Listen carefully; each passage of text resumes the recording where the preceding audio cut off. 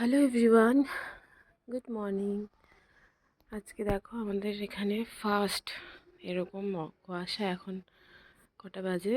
এখন বাজে 7:17। দেখে মনে হচ্ছে আমি উঠেছি 6:30টায়।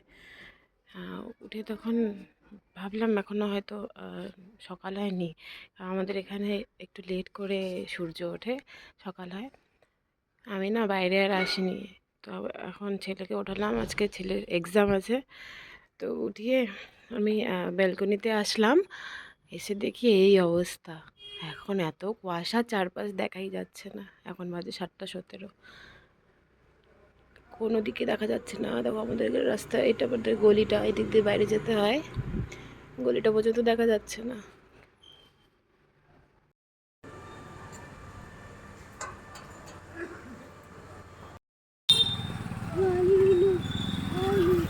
মনে হচ্ছে যে অন্ধকারে যাচ্ছি। ঠান্ডা বাই করো।